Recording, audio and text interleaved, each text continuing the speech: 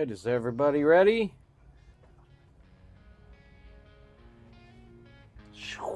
Welcome in, everybody. Here we are. To the Wild Dog Arcade. That's Ed. And I'm Gary. Yes, here we are. Welcome in, everyone. Thank you for that sub earlier there, Mama. And Firewing, welcome in, and everyone else that's lurking. Glad you can join us. We've got a lot to talk about tonight. Yeah, so as many of you know, we were off for a little bit because we went to the Chicago Pinball Expo. Yes. Played a lot of new games, played a lot of cool homebrew games, and we got a big list here of things we played. So a lot of these are new to us, so some of them may not be brand spanking new, but it's the first time we've played them. Right. We're going to do some quick review of some of the game and other things. And we'll be talking to you guys, so give us any questions or any feedback or, you know, what your thoughts are on the games are. This is kind of an open forum for everyone, so that we can all have a little fun with it tonight. TK Turk, how's it going? Cammy, how are you? Top Bob, welcome in. I wonder if meeting me is... well, honestly, meeting everyone out there that said hi to us, and if I miss anyone, you know, let us know that we missed you. Also, sorry if we stayed a little longer on the machines because we were playing really good. Yeah. So we'll have to make a note of that. There was one game in particular I felt really bad about. I had a killer game on Avatar, and this couple was standing behind us, and Ed was actually playing really good too, so it took us a while on that game. It did, but we had so much fun. It's a great game. Hey there, Ultimate. Hello. But yeah, we'll be talking about all that sort of stuff, and then I think the first thing we're actually going to talk about is the general con itself. So we'll jump into that here in a little bit, and then as we work our way through, we're going to do everything in alphabetical order tonight of all the games that we went ahead and played or we saw and filmed. Here we go. Here's the opening to this. And you can let us know the volume is not quite high enough. Yeah. It's only a small portion here. Just ask your doctor how pinball can help you. My wonderful face, I know. Yeah. Had to do something a little weird and out of ordinary to open everything up, but here we go. On the screen. Start over. Yeah. Well, you know, if you hit reload, then unfortunately the ads will load up again. But yeah. But yeah, we got a few things here to kind of look at. Some of the sights to see, some of the wares that were being sold here at the expo. Here's Stern's booth. Yep. We had a Darth Vader holding a pumpkin with a lightsaber coming out of it. Question from Chad: when is the Wild Dog machine coming? Great question. Great question. This winter we're going to get back heavily on the design of it. We'll see how it progresses. So yeah. Well, we're working on it. I mean, we did, as you may or may not know, we have a book released that is tied directly into the pinball that we're making. Oh, here's Bash Pinball, by the way. We ran into to them a couple of times. Awesome fellows. So it's great to see them. But the book. That is the book. That is the book. So check it out. We'll give you more info or chat will Streambot Streambot will give us some more stuff. So. Yeah. Here's a Barrels of Fun line to Winchester Mystery House, among other games. That line was long the entire weekend. Yeah, I think what was it? Tilt something had one as well. We played over there. Flipping out. Yeah. That was the one we played a couple of times, and the line was actually shorter because everybody was we're gonna go to the booth. But yeah, they actually had things. Yeah, TK Turk, I agree with you there. I think they... Oh, Barrels of Fun, yeah. Yeah, I think they stole the show. I think so, too. Predator had a decent booth as well, though. Pinball Brothers, and we'll, again, talk more about details in the pins in a bit. Here's Portal's line, and here's the front entrance to the homebrew section, or one of the entrances. The homebrew section was actually pretty impressive this year. There were a lot of homebrew pinballs, and they're getting better and better and better. Yeah. So shout out to Marco for kind of taking the reins on this and also doing some neat things like giving free stuff away towards the end of the con. Here's Max Godzilla. AKA Godzilla running into the camera. He barely saw me, but it was okay. And you died. Yeah. Had to do it. Sorry. Firewing, no, we did not play Alien. Pinball Brothers did not even bring Alien. Yeah, they only were promoting their Predator game. Yeah, amazingly enough. But I mean, we have Alien here, so Alien is out of production. Yes. So yeah, so hence they're not going to bring it to try to promote a game they aren't selling anymore. So. Yeah. We haven't talked about Winchester yet, Enzo. What we're going to do is we're going to go through all the different pins in alphabetical order by their name. Yeah. So we didn't want to play favorites, so they're just in alphabetical order. Yeah. So. Here's Monster League Hockey's little shindig that they had. They had a little party going on towards the end of the con. Had a lot of fun there as well. It was great to meet all the folks that made the whole thing possible. I mean, they're a growing community, the homebrew community. Here's Incredible making a guest appearance. Yes, Incredible. We didn't know he was there, and then he ran into us first, and oh my God, I didn't recognize you almost. Did Gazelle play Godzilla? Not that I was aware of. I didn't see him. Oh, he did. I think did he? There were pictures that were on the internet of that. So of course. Of course. Corbin's at Sonic. Yep, there he was. Hey there, Strangiato. How you doing? It was nice to talk to you at the Dune line. Yeah, it was good to see you as well. Definitely glad you guys all said hi to us. And again, if we missed you, sorry. There's a lot going on at the con in general. Yeah. Here's I think Jersey Jacks, and earlier we did see a little bit of American Pinball. There's not much left of. They're just trying to sell the last of the games they've produced. Yeah. So here's me, of course, doing my silly thing in front of the little flame. Did you get Winchester Flyer at least? No, we did not get a Winchester Flyer. Oh, a Flyer. Yeah, I don't think they have them out there, or maybe they did. I don't recall getting one. Wait, this is the mothership? Yes. They actually had it working this year, although it was broken at the time we approached it to play it. Right. It's like one of the biggest... And I still can't get over this topper. I love the topper from Alice. Yep. And this, of course, randomly comes on the TV while we're in our hotel room at the last day. Yeah. I didn't know this was something on ESPN. Maybe it was news earlier and people are aware of it, but one of the tournaments evidently was on ESPN and they replayed it. So more pinball to air on ESPN in the future, we will have to see. We will have to see. Yeah, that is for sure.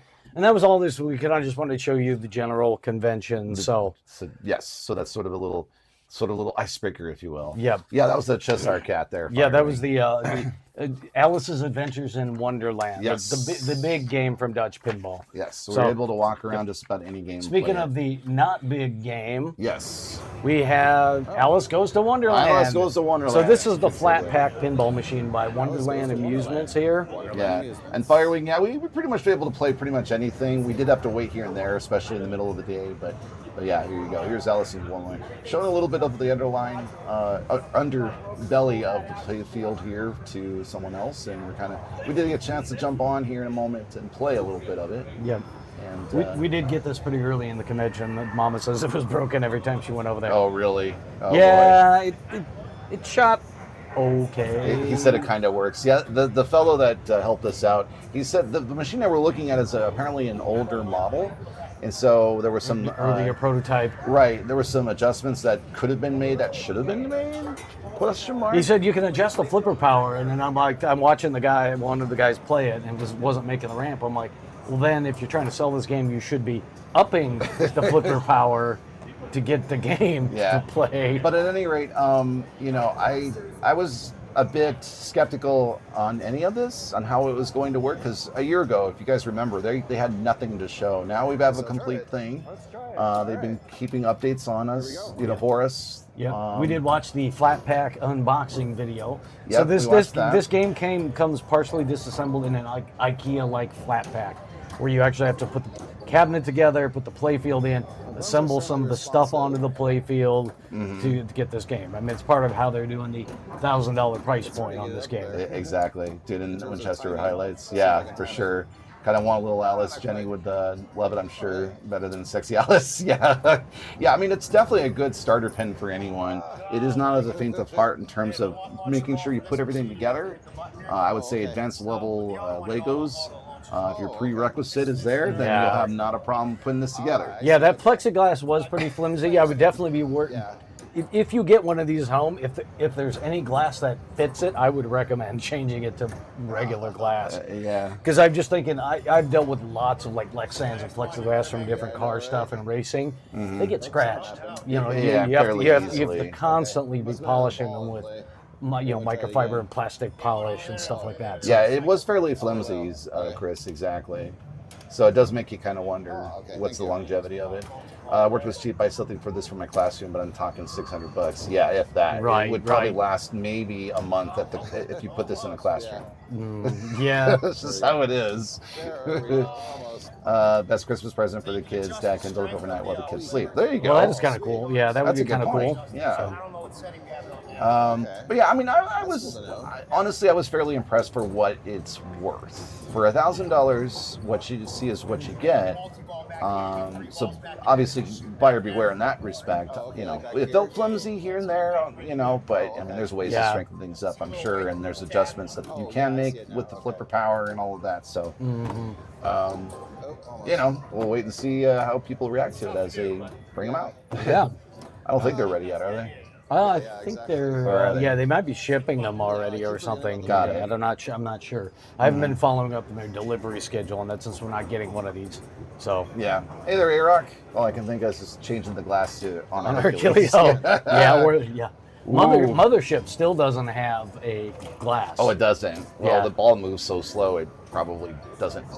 It's so big too. They probably haven't figured out how to get a piece of glass that's tempered. But there you go. There's Alice's in Wonderland. All right. To the next one. Next one up is Battlestations. This is a head-to-head homebrew. Yes. So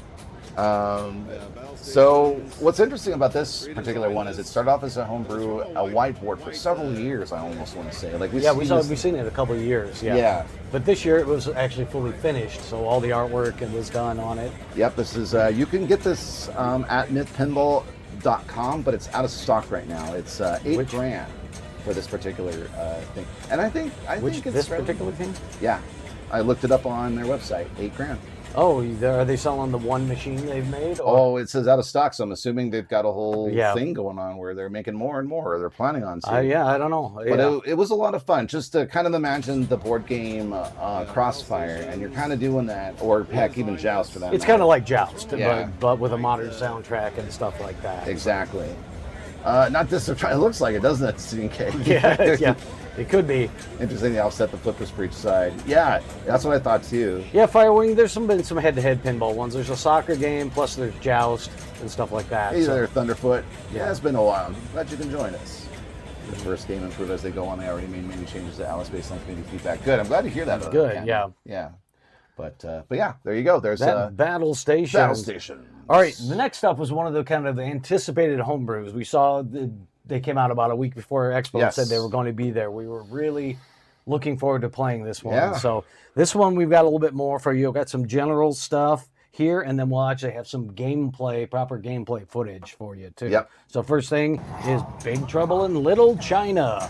Little China. So the cabinet is meant to look like his truck, kind of rusty and kind of beat up. So yeah, if you're not familiar with the movie, Kurt Russell plays a sort of action hero. It's a very tongue-in-cheek sort of comedy action movie, and he drives a truck. Mm-hmm. And crazy things happen in the world of Little China. Yeah, things to note about this game is it's got sound design by Scott Denisi, and Brian Allen did the art on it. So they've got some, and I forget some of the other people involved with it. This is actually done by a lot of important pinball celebrities, I guess is kind of a good way to put it. So there's a lot of people. I suspect they're trying to get this one picked up by somebody. Oh, yeah.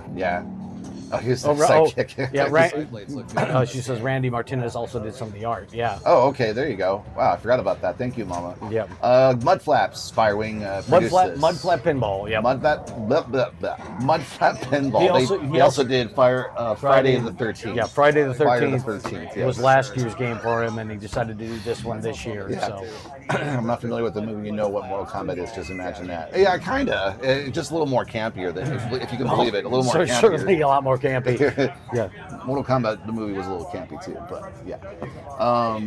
What else? Oh, they had one of the actors actually do some voices, some original call-outs and so forth in the machine itself. So that was another neat feature about that game as well. Okay. Now, we're going to move on to some gameplay of Big Trouble in Little China. All right, so Mark. All right. so you set up and did some filming of the game, and actually the DMD. It'll change a little bit on. Yeah, I mean, you can literally fast forward if you want to, Gary, because we've got, I think, about 10 minutes or so of gameplay. What I remember too is if you go 6 minutes in, that's when I think I get a multi-ball.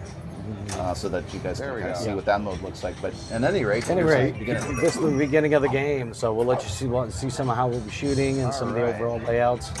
Yeah, I have to say the sound design is fantastic in this game. Everything going on. The lights look great. The artwork obviously makes everything stand out. And it's a challenging pen. Gary and I had a hard time with it, but it's fun. A lot of shots that you got to do, and a lot of fun ramps there. He did the art blades in the topper. Randy Yes. And eventually, once you fast forward a little bit, you'll see the back of the playfield as well, with the little skull that is also in the view and everything. There you go. Right about there is where you can see some of the further back view of the playfield, and then as we fast forward, eventually we'll also get to see flippers again. But at this point, at least you can kind of see what it looks like back there. Mm-hmm. Is there a post between the flippers? Yes. It's actually an active post. It actually moves and it can check. I don't think it was coded in right. There we go. There's the full view. There's the full view. But yeah, it actually has a kick on that post. So a Medusa post. Oh, Medusa has that game mechanic. Okay, thank you for that, Harpy. Oh, okay, there you go. Yeah. Big, yep, that's right. Big few big names in there. Yep. But yeah, I think they've done a really good job with this in general. I really can't wait to play more and more and see what the modes are. Each time we saw things come up for. Each of the things are showing, like 3 storms and so forth. There were really clever parts of the movie that they showed and everything in there. So I want to see if we can find the multi-ball mode. Thought it was 6 minutes. Maybe it's further back. 6 minutes? That's what I thought when I looked at it the first time. Let's see here. Maybe it's towards the end. Try towards the end, because I know it's when I was playing. Let's see here. And maybe let's go backward a little bit, because that was the start of it. Okay. Yeah, so we'll get to see a multi-ball mode here momentarily. Big Trouble multi-ball was set up there, and I managed to hit, I guess, smack dab in the middle of the skull there in just a moment. But that was fun to see. Yeah, this is a homebrew CNK, so it's not on order. You can't order this anywhere. Yeah, unfortunately. I mean, maybe someone will pick it up. There's your start of the multi-ball mode here. And then you can see Ed's face reflected in the LCD screen when it went dark for a minute there. Yeah. Yep. The way that they put everything together, and if you haven't seen the trailer, you can check out Mudflaps Pinball and look at it. It's definitely ready to go, though. I have a feeling that... Yes, a few, obviously, coding tweaks and things like that, but it's pretty well produced. Exactly. So we were quite pleased with it. Was the skull only decorative or is it active? It's decorative. There's a scoop you hit underneath it, so it's just it's just a sculpt over top of it. Yeah, I don't think it spins or anything like that. It kind of looks like it would, though, doesn't it? I think Fireball 2 has one as well. Okay. Yeah, with the post. Yeah. Wild man hit. Apparently, I failed the wild battle, but there you go. Lots going on in that game. Definitely looking forward to seeing this again. And playing it again, however it may be. Oops. You remember the skull, No Fear. Yeah, there you go. Yeah, there's a skull in that one too. Yeah. Yeah, that's it for that particular game. Yeah, on to Black Knight 3000. Yeah, so somebody did basically reimagining of the sounds. I can tell you who it was. In fact, and I'm going to mispronounce her name. I apologize. Zolt Ziziska. Zolt Ziziska. Yes. Basically turned a Black Knight in 2000 into a Black Knight 3000. There's the guy's name. Oh. Yeah. I guess you threw it in there for that. But yeah, we wanted to make sure we got his name. And Concept Games is who he works for. But yeah, it's what I can tell. It's a straight up kit, sort of like Funhouse 2.0. Because nothing in the game itself from what I can tell, has changed. Yeah, the game itself is exactly the same, other than he's got new sounds, animations, and other stuff on the screen. Yeah. So I mean, you know, it definitely felt good. It felt elevated. I had a great time kind of seeing what they did to kind of change things a little bit with the different modes and all that sort of stuff.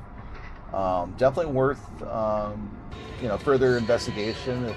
If that somehow comes out as a kit that you can purchase, that'd be great. Score display, yep, that was another thing as well. Yeah. I don't know if he's got different rules coded in. We didn't talk to the fella though, unfortunately. Yeah, I did ask him, you know, like, what are some things, you know, he was trying to tell us what are some features that were different about it. We didn't get into details about when it would be available or that sort of thing. Mm-hmm. Oh yeah, it's slick, isn't it, A-Rock? Yeah, we felt that way too. I mean, I like the game a lot better. I like Black Knight 2000 better than he does. Yeah, I do, yeah. So I had a lot more fun with it, I think, but I know, you know, Gary had a good time with it too. In fact, he's the one who's playing it right now. Yeah.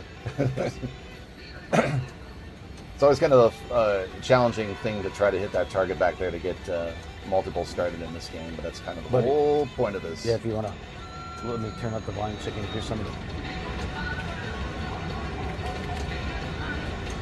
A little bit of different soundtrack. Yeah, he remixed a lot of the Black Knight soundtrack for this. Yeah. So it doesn't sound like Black Knight Swords of Rage remix or anything like that. It's like his own creation. Mm-hmm. The whole table is seeing this pristine table back then a little more. Mm-hmm. Yeah. It's fun to go back, especially with games like this that were great and a lot of fun and elevated in some way. Yeah, you got some animation when you get back up in the hear playfield. Sword clashing sounds, things that they couldn't do back then. Right. So.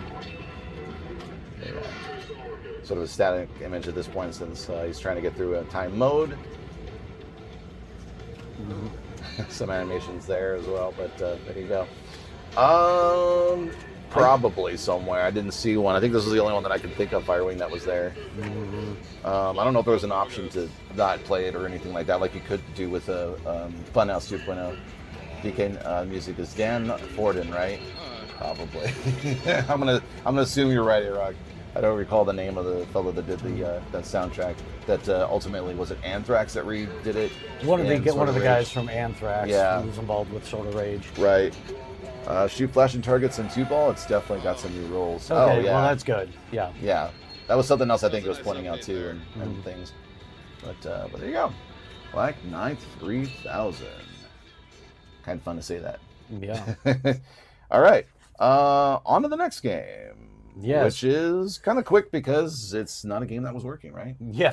We walked up to these two games and they just were there, lights blinking. Can you guess? Not working. Any guesses? It starts with the letter B and Homebrew, or not Homebrew, sorry, Homepin. Homepin. Blues Brothers. The Blues Brothers. Unfortunately, they were broken, so we didn't get a chance. They were broken like the entire weekend. Yeah, we got there day one and it was already broke. It was dead on arrival. So yeah.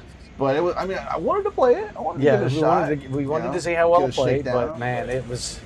I liked this back glass art better than the other one. I think the other it's one's the same fairly thing, basic. right? The playfield's Shooting the same. flash target. Oh, sorry, that was already red. Yeah, exactly. I know that kind of bummed me out because I did legitimately want to give it a shot. But yeah, I had a lot lot of detail in there. The cheese whiz and the marbles and all this junk. Even some pinball in there. Yet, or is it still broken? Here's me being convinced. Oh, it'll work. It'll work. Oh, no. no. Something was broken and was stuck. Higher peanut, yeah. Yeah. Oh, we ran into somebody else too. I think when we were walking at that. But that's just the way it is. All right. But there you go. That was a quick recap on Blues Brothers. Coming to America is the next game. Yep. So this was not complete. No. When we first got there, this was the cabinet sitting there with no playfield in it. They were working on the playfield over in the fast pinball-ish area. They were doing that. They were bringing it back here. They were wiring it. Yeah. They were trying to get it coded. They had a time-lapse video of him wiring it with his kids, too. Yeah. In fact, let me give you the names of who worked on it. Ricardo, James, Duran Davis, Fitzroy, I'm so sorry to mess your name up. DeCloudery? The what? DeClouderay.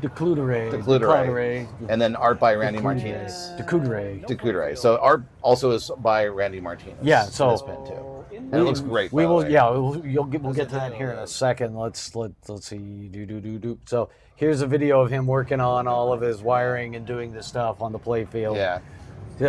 Spider-Man. It looks like Spider-Man from the bottom, but that's what the wiring's all about, right? Yeah.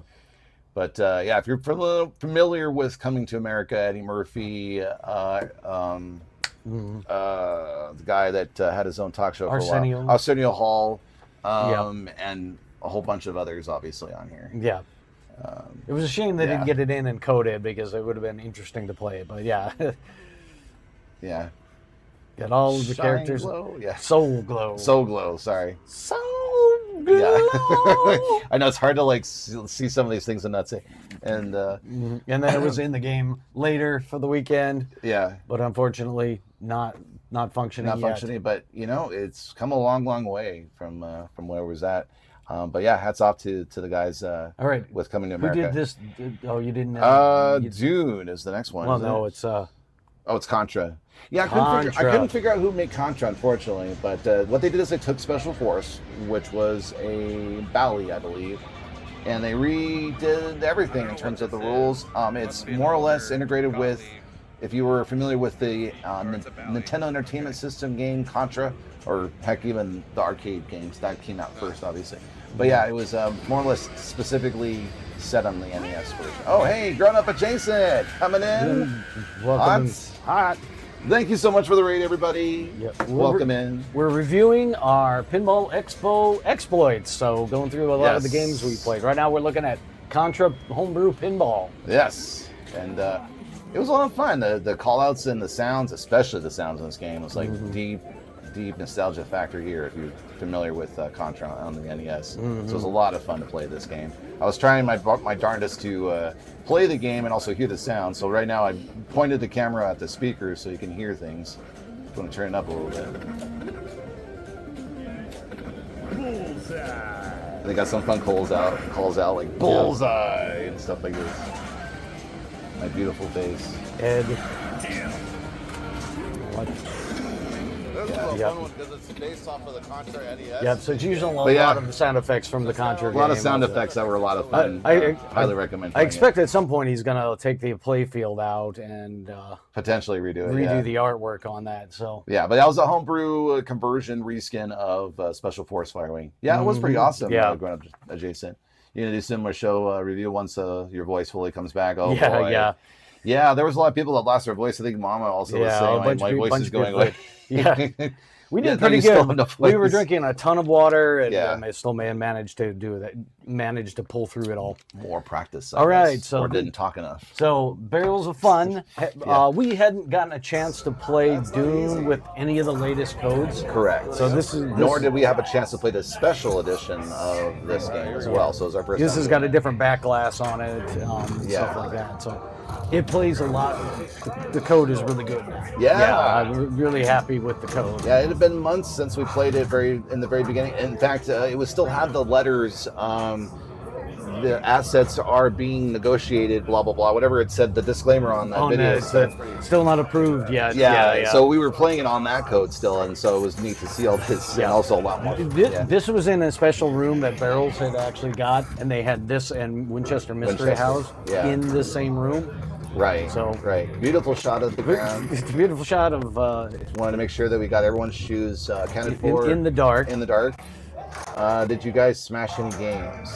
No, unfortunately, Wolfman, or fortunately, however you look at it, because werewolves would look down upon me and say, "What are you doing? Why didn't you smash it?"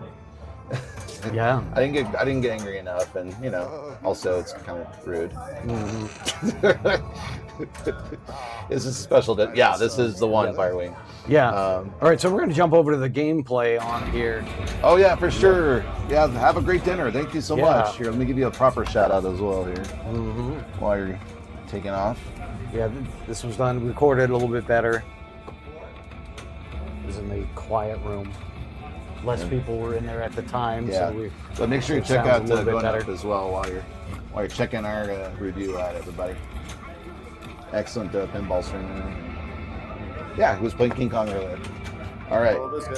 So new video assets that were also stuff that we hadn't seen before as well. In fact, I think coming up will be something different happening here that we're something happening. Harvester Battle. Yeah. Dune the first time and played it, and it grew on me at the expo. Oh, that's good. Yeah, a lot of games will do that. For a while, you may not, really connect with it in the beginning, but as you play more and more, it's kind of amazing what changes. Yeah. Well, they fleshed out this game. They brought a lot more of the movies into the actual game and stuff like that, so you get a lot more modes on it. The sound packages evolved quite immensely on it. So yeah, definitely. Looks like we switched over to gameplay here. What happened to the OBS version of this? I guess we only have one camera. We only have one camera on. Oh, that's right. We were walking around on this one. Yeah. That's right. They do good use of like changing the color for night versus day and stuff like that. Yeah, so, yeah. Especially when the video modes start, you can kind of get into the intensity of it. Especially him screaming. Yeah. Jackpot. Does the Dune pin have as much bass as the movie? Yes, it does. And I love that. It does have a great sound system in it. So they're also fun. Know what they're doing, Hired Peanut, when it comes to that. Here's one of the words that I got. I wanted to document whatever that was. That's why it slowed down. Yeah. Because you had graphics, like a quick second of it. Here's another mode starting. I think this is when the ball gets sucked up by the worm. Yeah, this is where you can see the balls getting eaten. Yeah. The worm is coming up. Giving you one of those pinball moments. The vacuum cleaner worm. And then, I always like the lighting on this game, especially during that except part. it doesn't do that. But. Honestly, this was the only room that they had upstairs firing that had games. I was a little disappointed that Rob Beck didn't have his... Rob Burke. Burke. I always want to mess that name up. I don't know why. Yeah. Rob Burke didn't have that usual, or at least the room that they had last year where was a bunch of his games in there. I think that was where the tournaments were again this year. So. Oh, is that me or you? So maybe it had something to do with it. It might have had also something to do with pastimes also opening. I don't know. He's got to keep games there so people play them. Yeah. So while he's doing all this stuff. Yeah. But yeah, so that is Dune. Getting on the board on Dune. Yes. All right. There you go. All right. Up next is another homebrew. Yes. This one was actually done. What did you say? How 90 day? It was a 90-day build. 90-day build for this one. Yes. So this is Enigma. Brought to you by I forgot his name from Crazy Quarters. Do you remember? No, I don't remember what it. Unfortunately. Nice. Well, if you go to Crazy Quarters website, you'll get a bit more detail about it. But there was a full-on story in this. I was like, wow. There's like a novel almost in the beginning of when you start the game. It's like it's all like noir too. Yeah. And those are real Nixie tubes, by the way. Yeah.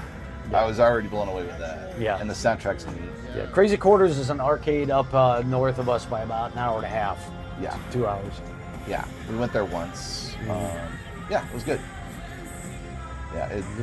They really got the style figured out and all the intensity. He doesn't have any rules in it, so it's just playing at this moment, really. So. I think one of the flippers wasn't working. Nixie, Nixie tubes, N-I-X-I-E.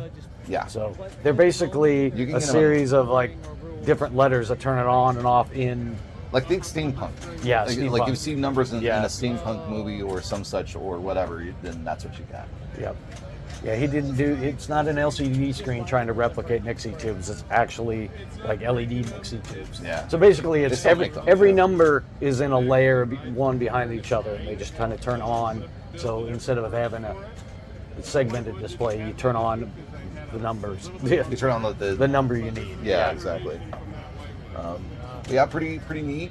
Can't wait to see further development in this game. And it wasn't necessarily done in 90 days. On purpose, but more as a personal challenge and things like that. There were some events going on in his life, and he'll tell you the story if you ask him. Yep. That led to this creation of this game. But yeah, really cool looking back. Yeah, the art's really cool. Oh, there's sparklies. I forgot to mention it that. had some pearlescent in the clear coat. Pearlescent in the clear So in the coat. lighting, it would show these red metal flakes in there. Yeah, I think on one of the shots it's a little bit better than this particular shot, but there you go. What's going on there? Oh yeah, and here's some of the cabinet art too. Oh yeah, the cabinet art. Yeah, I took some of it a little bit later. Yeah. So, but yeah, you can see the kind of style he's going for in this whole thing. Yeah, so. yeah, really cool. A lot of work. Yeah, the pinball machines are a lot of work. If you don't, and you wonder why they cost so much money. There's a lot that goes into them between art, game design, coding, and fabrication. But don't let that slow you down. Nope. All right. Yeah, this one's really cool. I can't wait to see him finish it. Oh, there we go. There's the pearl essence. There you go. You can see the pearl in it. Yeah. Sparkles. I want that sparkly.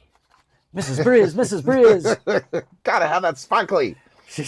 Oh Lord, we need a secret of Nimpin. All right, on to the next pin. Yeah, so we finally got a chance to play Evil Dead. Yes, and we got the Chris. Sin City, exactly. Yeah, very similar to that. Yeah, we're starting off with kind of an overview again. All of them were lined up. Spooky Pinball was ready. Had a whole row of them. Yeah, Evil Dead's been out for a little while. I think it was it out by the time. I forget when it was out earlier this year. Yeah, it was out earlier this year, but there is a place that has one on location, but it's in downtown Detroit, and we haven't gotten down there to play it. Oh, yeah, that's right. So we finally got a chance to play it here. We finally got a chance to play it, yeah. It's cool. I mean, the theme integration is really, really good. The art's great for this package. Yeah. I'm not 100% in love with the gameplay. Not really. I feel like it's a game that I'm going to like better if I play it more. That's the feeling I get when I play this game right now. Sort of what Mama had described earlier with, I think, Dune when she tried it the first time. Yeah. But with that being said, I like what they have to show for us, especially the side art is looking fantastic. I don't recall what edition this is that we're looking at. This is probably the Bloodsuckers edition. Okay. And that's the one they sell the most of. So. Yeah. Anything that's a special, that I mean, anything that has the extra bits in there, you know it's going to look a lot better. But yeah, the interesting bit with this playfield too is you'll notice in the middle there's another playfield inside that one. Got a small sub playfield. Yeah, similar to Avatar. All right. But, let's switch over to the gameplay. Yeah, go for it. Okay, let me get to where did it jump? OBS jumped on me. There we go. All right, so some proper gameplay. Choose your so yeah, you can choose either Evil Dead or Evil Dead 2. Sort of similar to the Alien Pinball Machine, you got modes that sort of correspond with things that are going on in the movie. Yeah. Yeah, as far as I know, all those Evil Dead games that are in a row were all the same model. Oh, okay. Yeah. So, and kind of for the most part, they don't make much difference any difference in gameplay when they do different models. It's mostly trim and accessories. Yeah. So it's not like Stern with the pros are stripped down compared to an LE. Spooky's gameplays are all the same. The playfield's the same. Got it. Yeah. They just do extra decorative things for the upper level models. Right.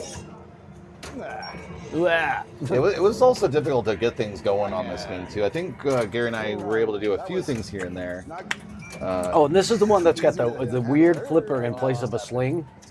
So if you watch on the playfield, the right sling will flip out. It's actually a flipper, not a slingshot. Oh yeah, that was the other thing that was really hard to kind of get the hang of. Like I could get into it if I had more time with it, but it's weird to think about that other flipper and have to hit the second button on the machine at the right time and all that. Yeah. You'll see it. There was another button on there that would operate this flipper, and literally it's like a slingshot in any other game. So right above the flippers, you normally get the slings that when the ball hits it kicks them. Yeah, right there. Right there you go. It's on the right sling, upper sling. That thing right there. Yeah. It's bizarre. Yeah. It's really weird. Or that distro is selling these ED editions for $16,000. Jeez. Well, they are sold out, so they did sell out of this model. So $16,000. Ouchie mama. Oh, looks like we're switching or fixing the view right there. You like the manual sling? Oh, a manual sling? Not necessarily. It's more. Yeah, it's kind of like a manual sling, but it's a flipper. There's a whole. There's a whole back of my head that we love to watch. All right, we're gonna skip it. So on the left side, there's an entire level of drop targets that say groovy. Those are actually 6 drop targets. And that flipper is kind of designed to be able to hit those repeatedly. Yeah. So, I mean, yeah, I want to play this more so I can get familiar with it, because I have a feeling that it's definitely a feature that you can have fun with once you do it. I don't want to be annoyed by it. I want to be in love with it, or at least, get it. How do you enter the sub-play field? You have to trigger it with a mode, and I think I was able to do that with one particular mode, and I didn't get to play it for very long because it's kind of weird in terms of like when it starts and then all of a sudden it's done, and then the ball already drained.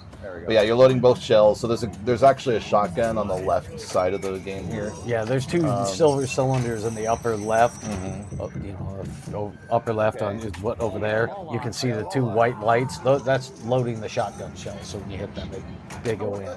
Yeah. So lots of cool theming. This has really good theme Had a integration lot of with theming this in there. game. Yeah. So yeah. You got your little hand that's doing the. Oh, it's actually flipping you off too. Yeah. Move around. It's going like this. Behind the drop targets.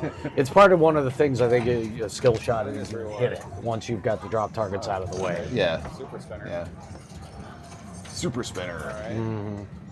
Mode start. Yeah, that's what it's literally going up and down like this. Yeah, it's like. Yeah. Orange Arrow enable Deadite. It's been a while since I've watched Evil Dead, so I kind of forgotten like some of the intricacies of the game. Yeah. Oh, and this also game. When you first start the game, you can choose to play Evil Dead or Evil Dead 2. Oh yeah, we mentioned that in the Yeah, beginning. yeah. I've forgotten to switch over. I think the next time I play, but there you go. Evil Dead. Want to give it another try. I don't have a whole lot bad things to say about Spooky. I know that some of you out there are not in love with a lot of their games. It might not be the right speed in certain instances as well. Yeah. But that's why there's a lot of companies you can choose from. Yes, there are. What other game gives you the one finger salute? Yeah, no. Maybe No Fear? No. No Fear is pretty clean. Yeah, I'm trying to think. Yeah, I don't know. Maybe Rick and Morty? No, I don't think Rick and Morty does it either. Yeah, so there you go. World's first middle finger in a pinball machine. Yep. Congrats, Spooky. Yeah. All right, let's move on to another homebrew. So who did this one? Greatest Showman was done by Pinball Reboard. Yeah. Reborn? Reboard. I typed Reboard. I wonder if I meant Reborn. Yeah, Pinball Reborn. It might be Reboard. Either way. And they were working on this, or they released it rather back in 2025. Yeah, we didn't get a chance to actually play this one. We were doing other stuff and kept forgetting to go back to it. Also, the info on this game is on Pinside, so if I mess the name up, I apologize. Greatest Showman. Yeah. So. I think you can steal the ball lock from others in line on TNA. Oh, you mean back in when we were watching Evil Dead? Oh, okay. Huh.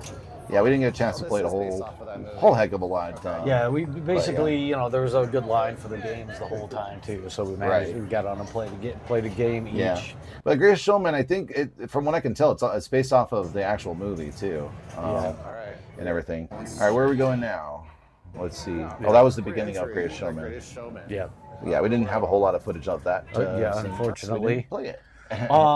Whirlwind discs. So, okay. Yep. So the next one is actually a Michigan native, so fairly local to us, and someone that also comes into our channel right now. Kylebasa. This is his own homebrew that he's been working on for a few years. He's got a lot of the artwork and stuff done now. He's still got some coding. He's doing on was it? Sorry, I was going back to Cool Star here. Reskin of Whirlwind, that earlier game. Got it. Okay. Did not know that. Thank you. Yeah. Hey there, Pizza Cat. So Kylebasa here has been working on his homebrew. Yes, by the way, this particular homebrew is not affiliated at all with Harry Potter or any of or the Warner Brothers or anybody else. So right. This is a fan-based creation. This is a fan-based creation. It's got a huge disclaimer. Because when he first started working on it, apparently he got contacted by lawyers. Of course, because everyone's protected. I'm sure Nintendo also gave whoever made Pokemon some hard time too. But it's really complex. It's got multiple levels. So he's got the Quidditch court. He's got other stuff. It's got a lot of different shots, and he's got a ton of diverters that do different things that aren't even coded in yet. So you love it when these games have deep play fields like that? Absolutely, because it just keeps going, and this one is fun because you don't know where balls are going. His cabinet is completely custom. The back is immensely more deeper, taller than like a WPC cabinet. because he's got so much going on. Yeah. In fact, the back box is only like this tall. Right. So. Right. Jersey Jack Firewing makes the other one. Yeah, that's the one that just came out a little while ago. Well, this year. But he did an amazing job. He was also working on this last year. He had some of it done last year. I think a lot of it was just 3D printed and not finished. But he had no coding in it last year as well. He was actually operating things with the keyboard as we were playing it. It was white wood all last year. Didn't have a lot of the sculpts done. They're all painted now. So yeah. So it's really, really awesome to go back to these games that you've seen before and see that progress happen, and give the not only the feedback but the encouragement for each one of these creators. It's a lot of fun and very, very rewarding. Yeah, and he's a great guy. We've talked to him several times on this one. Talked to him about homebrews, what he's been doing, how he's doing stuff. So, yeah. It is. It's very exciting to see it grow, Mama. Absolutely. Looks like a proto Jersey Jack. Yeah, I suppose it could, doesn't it? Yeah.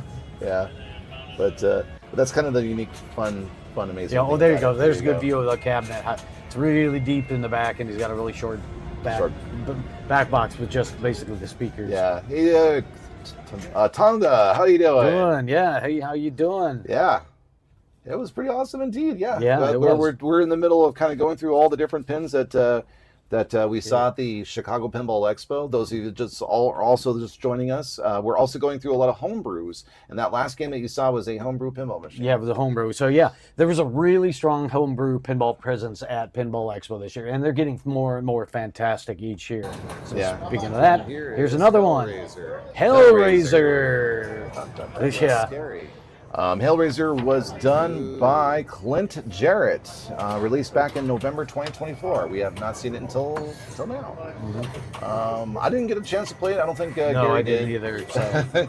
But it was a very, very, very beautiful machine. Solid state, also interesting to note. Using the alphanumeric displays as opposed to an LCD screen. So they went with more of the classic vibe. Mind you, the playfield looks like a modern game with all the artwork style and sculpts. Yeah, Tonga, we had a lot of fun at the expo. We're really, really excited to show you all that we had fun, as well as all the highlights and everything. But it is pretty cool. You played it at Free Play, Florida. Nice. The box wiggles.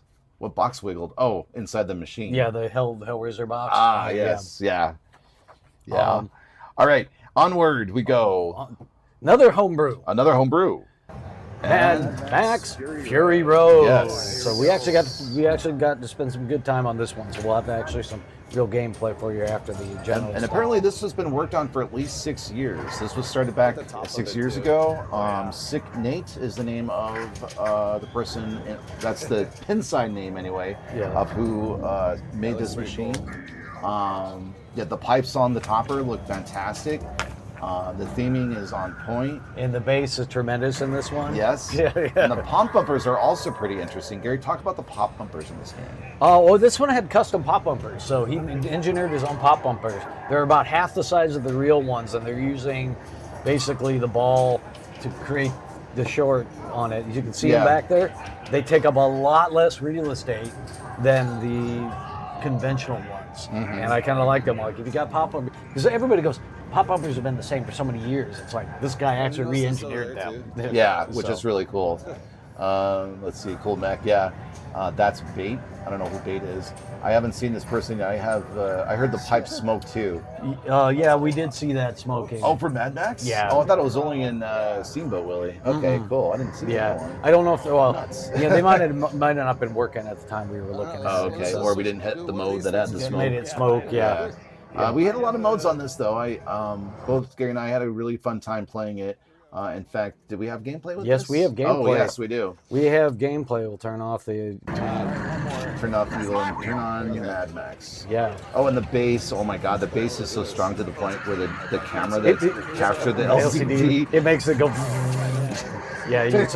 pardon the LCD camera going... It gives you an idea. It's immersive on how much shaking is going on. Oh, shake going on. Yeah, because we had a camera that we had magnetically mounted to the lock bar, and there's a couple of games that the bass gets so strong, it was vibrating the camera. Yeah, it was pretty nice. This is Mad Max Fury Road. This is a homebrew. Yep. As well. Another homebrew done by Sick Nate. Not sure the real name. Yep. But It's probably his pin side name. the pin side name. Yeah. Oh, thank you. Yeah, we won't. Unfortunately, I wanted to get a little bit more of the play field, but it was a little challenging to try to get everything in the screen and realize, oh, hey, hi, camera, you didn't zoom all the way out. Thanks. Yeah. So, but that's okay. It still came out great. I appreciate that. You know how it is as an artist. You want to get everything right the first time. Yeah. Yeah, Fury Road is lit. Return Ball to Plunger. Yeah, this had really good, kind of theme integration and sound integration on it. So. Yeah, there seem to be a lot of different modes that you can do in this game. I don't know how complete it is, but it's 6. Or I guess that was the other pin that was 6 years. But yeah, it does take some time to figure those things out. And Universal Donut, shoot the left ramp, is one of those modes on here.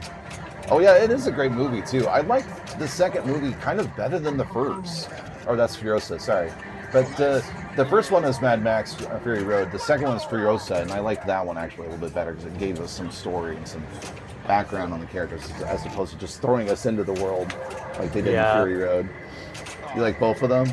Yeah, I mean, I like them. I like the spectacle that the first one had, and the spectacle plus the story on the second one. Kind of wish the second one came out earlier, but.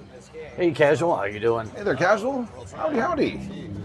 Welcome in. We are in the M's right now. We're in the middle of it all. We're going through all the machines that we saw alphabetically. So if you missed some of those, don't fret. It's going to be on our YouTube page and Twitch as well. So. Yep. Fury Road is one of the top 10 films of all time, says Casual. Ooh, high praise for it. Yeah. I wouldn't venture to say the top 10 in my particular list, but it is definitely up there with just everything that they managed to do action-wise. It's pushing the boundaries of what's possible in cinema, and just the overall aesthetic is amplified. I'm going to answer A-Rock's question. So this is sort of like fair use type arrangement. If you're not selling it, you're not making money from it, they really can't do anything about it. So yeah, fair use. Yeah. It's just like fan art or something. That if you're not selling it, they really can't do a whole lot about it. I mean, they might be able to throw a bunch of lawyers at you to scare you.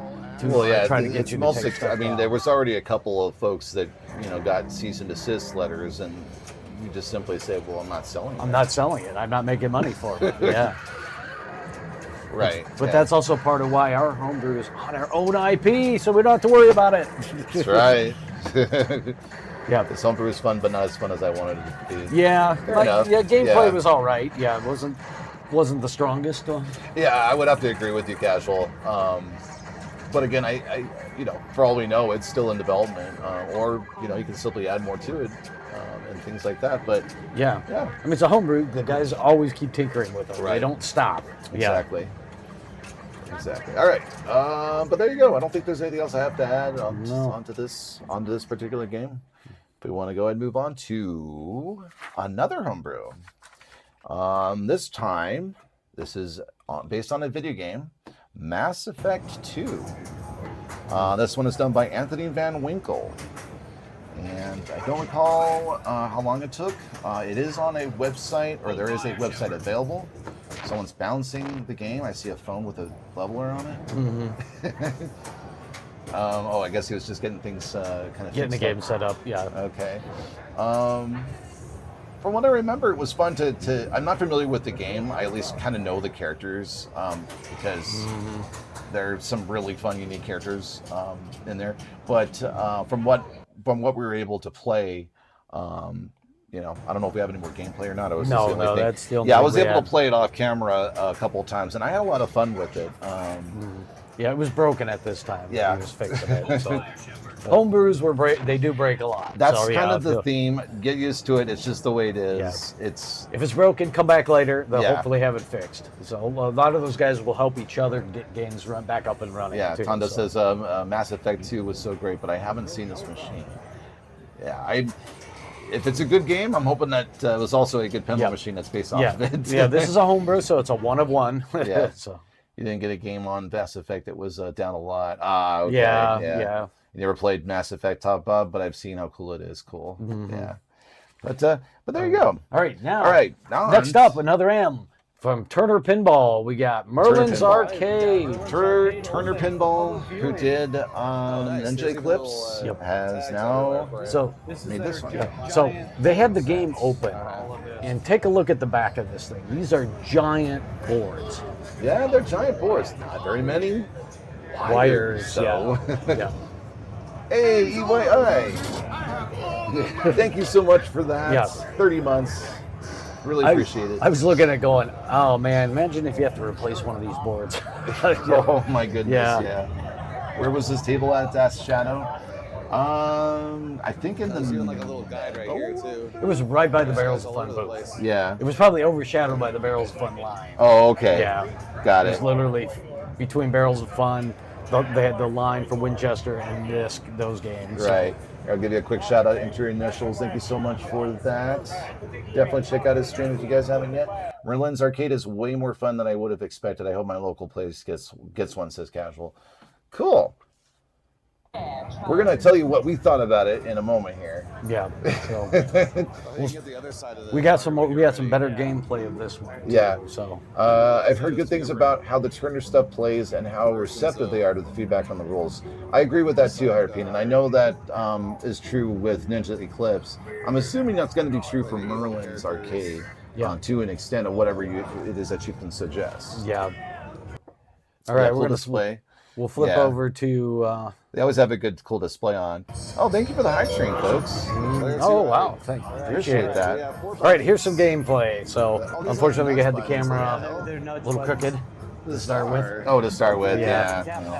That's okay. You can got to get the idea of what it feels like and plays like and so forth. Did we get that corrected? No, we never did. Did we? Okay. We never corrected this one. That's okay, yo. You got the idea of it. All right, so here's what I want to start off with in the game itself. So you have a theme. It's called Merlin's Arcade. Yeah. Oh, you did. Close your eyes and think about if you're in the medieval times. Okay. Right, the medieval times. What kind of games do you think would exist there? Just imagine what would be in medieval times, medieval arcade. You know, Robin Hood. You know, all that sort of stuff, right? I'm thinking axe throwing. I'm thinking archery, caber tossing. Yeah, sort of stuff like that. What do we get? We get billiards, darts, and darts. Yeah. And what was the other one? I don't remember what they are, but yeah. But it was all like modern style games. Oh, thank you, Casual, for the 100 bits. Yeah, thank you. Beer drinking. Yeah, exactly. So to me, I guess what I'm getting at is I'm not really, the theming is very confused with... It's confusing on the theme because, I would have expected it to be medieval games, jousting, sword fighting, that kind of stuff. Yeah, I mean... Oh, thank you, Mama. You guys are awesome. Appreciate the support, everybody. Yeah. A very low upper flipper, possibly the lowest if it wasn't for Evil Dead. Oh, yeah, that was another thing that was kind of weird about it, too. The upper... Again, it may be... Mid-upper. Mid-upper, It might be something, one of those things where you kind of have to get used to the timing and being able to take advantage of where that geometry is to hit those shots.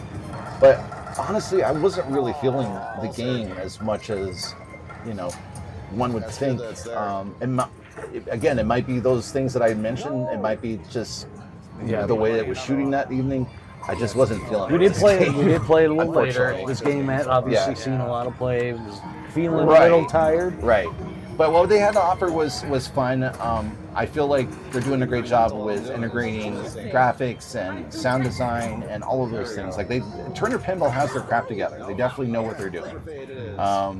It's just a matter of deciding what it is that you want out the machine and what focus do you want to have with your theme. Because I feel like the theme wasn't as focused as it could have been. But that's just my opinion. Yeah. Randkill, I think darts would make sense, but nothing else really. Yeah, that's kind of what I that unfortunately, it's things. It's a reverse D&D cartoon if they come back at our time. Kinda, yeah. That's my favorite. I mean, the character designs are fun. It's similar to what Ninja Eclipse was like, a little tongue-in-cheek sort of thing going on there, which you always want to have in a pinball machine, right? Yeah, did we get a, trying to think, did we get a multi-ball going? An homage to the A-Ball Deluxe. Yeah, the upper playfield, or upper flipper rather, yeah. Ulick's got a copy of this in the arcade. I'm pretty sure that it's getting Winchester House too. Nice. Yeah, we heard that they were getting that too. Yeah. Your favorite new game, Pat? So, yeah, we'll have to talk to you a little bit more about this game, Pat, and tell us what it is that we're missing that may allow us to enjoy this game a little more. I don't really know. But that's kind of where we're at with the Wizards. Merlin's Magic is the game I keep calling it, but it's Merlin's Arcade. Yeah. Yep. All right. But there you go. Yeah, it's Merlin's Arcade. Merlin's Arcade. And on to more M. Another M game. Another M. So this is another head-to-head homebrew. Another head-to-head homebrew. So it's similar to Battlestations. Or Joust, yeah. Yes. So Monster League Hockey. Monster League Hockey. Here's the little party they had there to celebrate the homebrew section, and you gotta have a rave when you gotta set up like this, their hair and all that stuff is so cool. Yeah. Hats off to I gotta say their name. Where are they? You did not get that on the list? Oh, I had it. Oh, you didn't. Hold on, let me go grab it. It's on the other. Yeah. Ed was having fun with the zoom on the camera. Yeah, 5 cans of hair cement is about right. Oh, there it is. I found it. Yeah. Okay. Yeah, I got to do the MTV thing here. I got to do the Dutch angle and the zoom in and out thing. It's obligatory. This is done by Killdozer Studios with a K. Killdozer. And then we've got actually a proper set of gameplay for this one. Yeah. So it's another head-to-head that's similar to Joust. Here we go. And I think it's done by some rules similar to hockey. I think there were some things kind of thrown in there. There were 3 periods to the game. So you're essentially playing hockey. Yes. But with monsters and lots of UV lighting. Yeah. Hey, Mr. Dark, how's it going? Welcome in. We're checking out Monster League Hockey. Yes, Monster League Hockey. So this is a head-to-head player. All right, here we go. Oh my God! Holy crap! Yeah, I'm wondering if this is a bit more steep than Joust was too, or something. I don't know. It's hard to tell. Super well designed and very well executed. Yeah, exactly. It was a lot of fun. Yes, Firewing, this is a time game, so each period lasts a certain amount of time, and it's on there on the LCD screen. So 5 cans of hair cement each. Monster League Hockey was a ton of fun, but it came at a bit less fun when we realized that the strategy was just to flip a lot less. That's sort of similar to Joust, because you have to be very, very strategic in where you hit, as well as Battlestations. Battlestations, we finally figured out that you were supposed to go after each other's bumper, I guess sort of... destroy the reactor? Sort of like a reactor, this one, I guess like you said, it's a different strategy that you're kind of accustomed to, especially when it's a 2-player head-to-head thing. I mean, head-to-heads don't stop over the center. Your goal is to get a ball to drain in the other player's goal. Yeah. So it goes over the hump to that. You just have to shoot it through the holes specific for that. Yeah, I don't know if there were air balls that I remember. Maybe 1 or 2 in certain parts. No, these don't play fast enough for the air balls. Does each controller control one central flipper? Yeah. Yes. Yeah, you're right. Flipper controls 2 flippers. Oh, you have both? No, you have one in the center that you only control, right? Right, yeah. But you're right. Oh, you're right. Your one right that's the center. It operates 2 flippers. No, the other right. Yeah, see, they just go up at the same time. Yeah. But it's like having a player midfield that hits it back at the goalie. What's going on? Shaker. Biggest complaint about this game was it took like 10 to 15 seconds for call-outs between each goal, way too much downtime. Yeah, I'm sure they're going to work on that too. Because, it's a new game for them. So. Right. But I did notice that too, Casual. There was a little bit of a delay here and there. I think it just allowed me to have some time to look at everything that was going on and fully digest everything. There was certainly, I like the glow. I like the aesthetics. It makes me think of Qzar or Laser Tag or something like that in the 90s. And I know that's the aesthetic they were going for. Yeah. And they hit it out of the park. Yeah. A lot of fun. That's all you want. All right. But but yeah, definitely looking for more fun things for them in the future. Yeah, I think that's Ryan there, by the way, dancing in the mask. Oh yeah, probably. Yeah. Yeah. All right, onward to the next game, and another M, and another M, and another homebrew. This is the last M, by the way. Monsters Inc. Monsters Inc. Yes. Yeah. So this was one of the new announced shortly before Expo. Shortly homebrews. before, yep. Ernie Silverberg is the creator of Monsters Inc.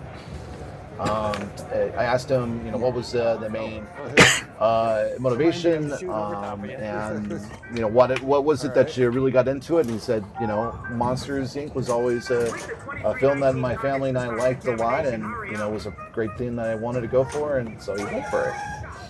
Please tell me they hid the mic behind a logo on the art. No. Hidden mic. Save Right. That's the gag. Yeah, I don't know if they did that, though. No. They should have hit him in there. Yeah, though. he's just sitting there right in the middle. But yeah, That was a missed opportunity, I heard, Peanut. You're right. maybe the back glass has that on there. So. Yeah. This one malfunctioned while I played, unfortunately. I'm sorry. Oh. Oh, finally picked a name. nice name, by the way. Thank you for the call. I like that. My brother and I played 6 games on this, and we couldn't get a single ball to the conveyor belt. I couldn't either, Castle. Yeah. I wanted to do that so bad, too. It felt like it might have needed like a little stronger coil in it. Potentially, yeah. The upper flipper with stuff, yeah. There was a way to also revolve the doors manually via operator control. Like the fellow opened up the coin door and kind of pushed a button and was able to kind of show a little bit of what that looked like. But yeah, I wanted to see that too. Yeah. That was my mission. This is brand new. I'm sure he'll work on a few little things like that to get that mech to work better. Yeah. So, Mike Wachowski. Yep. Mike. Good old Mike. It kind of comes out in a little weird Yes. way. And Sully. Mike and Sully. Yeah. The Monsters University's television show was and the Monsters University movie was good though. Monsters Inc. All right, we've got gameplay for this. All right, yes we do. Here we go, Monsters. And, So you get to see the LCD screen and stuff going on. We were a little zoomed in on it, so apologies. You might want to fast forward to another 2 minutes or so because we were talking to the creator for a couple of minutes in the beginning. There we go. Yeah, you can stop it there if you want. There we go. Yeah, a little bit of gameplay. Not entirely sure what the plunger thing is there for. I guess to get your score kind of updated in that system. Oh, that might be just on there momentarily. I'm not quite sure. It's kind of taking up a lot of the screen, though. You enjoy this layout, though. It's very general, very promising. Yeah. In general, I did like the layout. Honestly, it didn't feel too complicated. Wasn't sure what to think of the plunge ball mechanism, though. It kind of has this weird sort of whoop-de-loop thing on the bottom, and it kind of just plops it out right there. You like this? Yeah. I'm just hoping that plunger ramp doesn't malfunction later on. It looks like it can be a little janky, but no. But it is homebrew. They will work on it. He wanted a lot of white space. Yeah, see, that's kind of the advantage when you have that is you have a lot more space to work with if you've got kind of an abbreviated plunging situation. Yeah. A lot of times people do that, so they up in the upper part it's wider. This was a pretty. I don't know if this. I think this was a wide body too. So. I think so. Yeah, I believe that was mentioned. So I had to watch your video because I want to see more opinions on other issues. Yeah, for sure. Mm-hmm. Yeah, and plus, guys, let us know what your opinions are on these games too. Yeah. Feel free to jump in and type in the chat. Yep. It's definitely a solid theme. This game has promise. I can't wait to play it at next year's when he's got a few more of the code and stuff going. But Always so worried about the IJ gates for the end lanes. Oh, yeah. Yeah. Indiana Jones. Yeah. Yeah, the narrow escape. Escape. Yeah. Those gates are always tricky and a little nerve-wracking to say the least. But I've noticed that's sort of a game it's sort of a feature in games now that are coming back, which is fine as long as they work. You got to give it a nice tug, a nice thump on the side to get the ball to go all the way through. Yeah, I could have more than one guilty pleasure like Shrek. Absolutely, CNK. Yeah, I would have to agree. Monsters is a solid theme for a pinball machine. I think it was a good pick for sure. And something that I would see JJP definitely picking up if they wanted to do more Disney too. kind of the style I sort of imagining and taking hold of. Right orbit looks ultra dangerous. Any slower shot in danger, feeding right out. Yeah, when it comes out of the right orbit, it does look like it's aimed if you had the right speed right down the middle. So, but that's a lot of orbits, to be honest. Yeah. So. Oh, I just did that. Went out the gate. Whoop. Yeah, then it goes and bounces, knocks the gate open, and then it goes whoop. Yeah. Yeah. Powered by Fast Pinball. Yeah. Sponsored by Plunger. Yeah, it was good. I mean, impressed so far with everything. Do. All right. All right. Had you casual nice. Yep. And the next one, this one came out a little while ago, but there's none on location, so But I know this particular version has only been starting to hit people's. Really, they've started to ship it just recently, so we're glad that they brought it. So we got a chance to play Portal, and the cake is a lie. The cake is a lie. The cake is a lie. I would have been surprised if someone went like this. I'm glad they didn't. Yeah. Yeah. How long do they have to see the ads on the backlash? I don't know. I was wondering about that too. Sponsored by Pepsi. Yeah. Maybe he's works there. I don't really know. Maybe it is a sponsor. In which case, cool. I want some of that dough. I'm not gonna knock it, man. All right, Portal. The one thing I noticed about this game, there's stuff on the playfield further down. Yeah, they've actually engineered some ramps and stuff that actually cantilever over the game screens and then drop down at certain times or in different modes. So they're trying to use more of the playfield than in previous games. Yeah. Instead of having everything crammed in the back, they've added stuff to it. Right, by the way, if you're not familiar with Multimorphic as a company, this is the pinball machine company that you're able to take out playfields and put in new playfields and then create new game content. It's a module system. It's a module system. The back third comes out, you drop in the new module, put in the game code, and you're playing a different game. Right. So ice cream cake in the freezer right now, Tonda. Nice. Hopefully the game will make you hungry now that you're thinking of Portal. Homebrew, remember Dave Hicks supported Homebrew first. There you go. Yeah. It was played last year. It was actually my favorite P3. Oh, really? Okay. Yeah, I mean, what we liked so far in this is that feature, the stuff that we talked about. And the overall theming is fun too. I played Portal back in the day. It's one of the last video games I think I played on computer before I started kind of levitating towards something else, or other things in my life. The theming and the modes look pretty fun, and it looks complicated in the sense that it looks just as just immersive and huge as if it was the video game itself. Because it looks to me like there's different rooms that you can go into. You can obviously use the portal gun and go to different areas eventually and so forth. So there's a lot, I think, is there to unpack that we have only scratched the surface in this so far. Yeah, we got to play exactly one game each on it. So yeah. That each plate looks fun, yeah. You're still not into PP3, yeah. I mean, honestly, it's not really our thing either. It's not meant to be a location situation game. It's supposed to be a home thing. For people that don't want to have a whole bunch of physical games, you buy one, put modules in the closet, and change them out. What very few P3 machines that are on location that are out there, there are a lot of, there have been operators that complain that it's very difficult. Most of them have taken them off location. Right. Because they're not robust enough for They're not robust enough for locations, and they don't tend to get as much money put in them. Yeah. So up until recently, started we had Weird Al, Princess Bride, and Portal are now finally into themes that are licensed that people know. Oh, that's true. Yeah, it's been recent, fairly recent since then. Yeah, cool playfield. Haven't seen a giant screen like that before. Yeah, that's what makes the P3 system very unique, because they do have that giant video screen as a playfield. So it's not only just a video screen; they have a laser grid system that actually tracks the ball, so it knows. On some of the games, it actually has ball trails and things like that.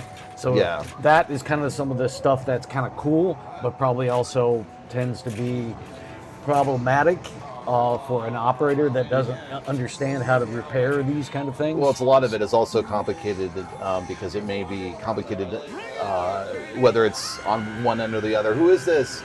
Hugh Quantantinum, thank you so much.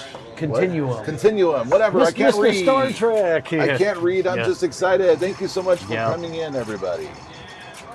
Yeah, sometimes there are things to hit on the screen. Like the inserts on here are actually just lights. They're part of the playfield. They're not actually inserts, so they'll be lit up and it'll actually it'll read when the ball crosses something because it's got a laser grid on it. So So it's kind of cool. I think it's a good step forward. It's still not quite as much pinball as we would like because we want more things. Yeah, we like the typical pinball machine that has all the bells and whistles. Well, it has more stuff, a variety of depths. This is a step in the right direction, in my opinion. Yes. Because it's got the 2 ramps that are cantilevered out that drop down to let the ball hit. Yeah. So they're trying to add stuff to it. I'm glad. It looks like probably, if you played it a lot, it's probably one of the best pinball-like P3s. So I have no interest or vested interest in a Portal theme. I never played the games or anything like that. Since I have an entire family who plays it, it doesn't make sense for us. We need multiple machines. Yeah. Well, the other thing too is it's more about like if you have limited resources, limited real estate in your house, and you want to have that pinball fixed, but you still want to change things out. That it's a good solution, an elegant solution for your home. Yeah, you buy the base system with a module, and then you just buy the modules when they come out and change them out. Yeah. But yeah, it's like if you got a big basement that you have people over to play all the time, one game wouldn't be sufficient for that kind of thing. Exactly. So it's got a particular niche thing. You thought Bender was in the game? That's a different Bender I'm thinking of. Oh, thank you for that follow, by the way. Yeah, appreciate coming it. in for the raid as well. Like I said, I want to play this further, so I want to see what other things are going on in this game. Yeah, unfortunately, what it was like. no location in Michigan has one of these. So the closest one is Pastimes. So but we got to find somebody in local that owns one. Yeah. In their personal collection in order to play it. So you can get some extra games on the same playfields as well. Yeah, exactly, Arapina. Yeah, that's another point. Yeah, too. sometimes some of the people will code third-party games onto the same module, so you can just literally switch to a different game on it. There's a few that have been released now for some of the modules out there. Yeah, so. Crazy to think that Portal was like the last game that Valve made. Yeah. Life goes fast in the world of video games. Yes. If your game is the last game, that's the best game. You need to be the last one up on the chopping block. We got another. All right, here we go. We got another letter P. This is one a lot of people I think have been looking forward to seeing some more gameplay. Yes, and that is Predator. So Pinball Brothers chose to bring only Predator machines. They didn't have their ABBA, they didn't have their Queen, and Alien's out of production, so they brought in Predator. Yeah. We'll go into what our impressions are of the game, but I will say this: it's better than ABBA, and it's better than Queen. Thank you. I almost said Spinal Tap. Yes. I wanted to see Spinal Tap, by the way, Homebrew, or Homepin rather. That's okay.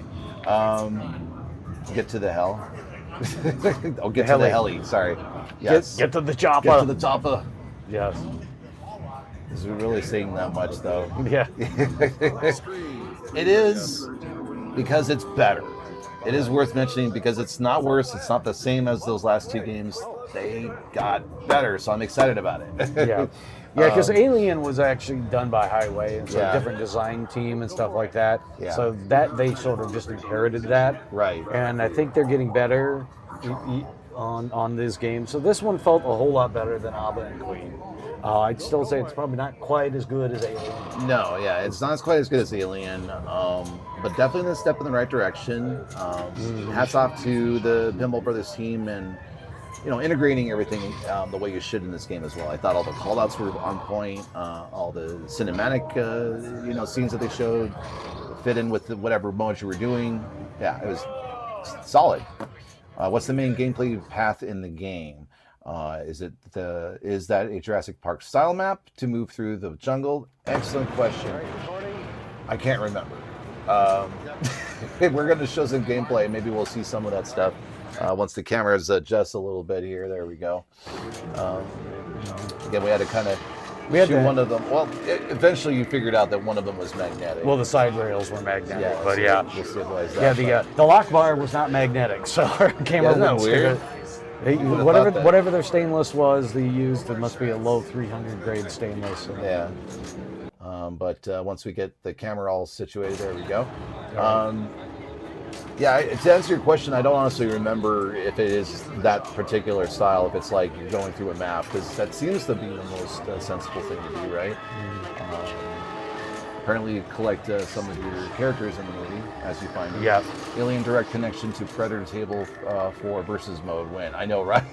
Yeah. Everyone's just thinking about that, like Alien versus Predator. So, when's it going to happen? Yeah. So some of the things to note about this Yes. game, this is actually now using all of the fast electronics and standard Williams Bally mechs. Alien had, everything was proprietary. They used a PC board, all these custom controller boxes and stuff like that, and they've gone away from all of the custom stuff, trying to use more off-the-shelf components underneath. That being said, they're really being hurt by shipping and tariff pricing. Yeah, that's the unfortunate thing about Because these are very pricey here in the U.S. Yeah. And unfortunately, $12,500 is not quite. Not what we're going for in a price point for a game. Yeah, I don't think it was quite.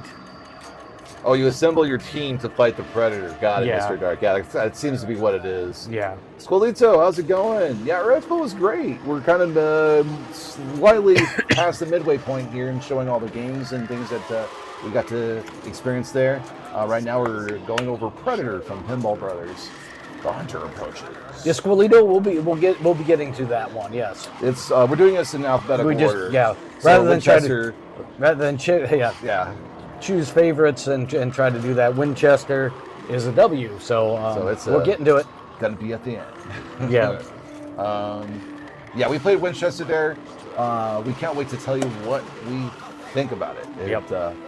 Yes. Yeah. So stay tuned. So Predator, I think it played all right. I mean, the price point is not what kind of what your low thing is. Yeah, you got the gameplay and components and mechs don't match the price, but that's also because they're being hammered by tariff pricing and stuff like that.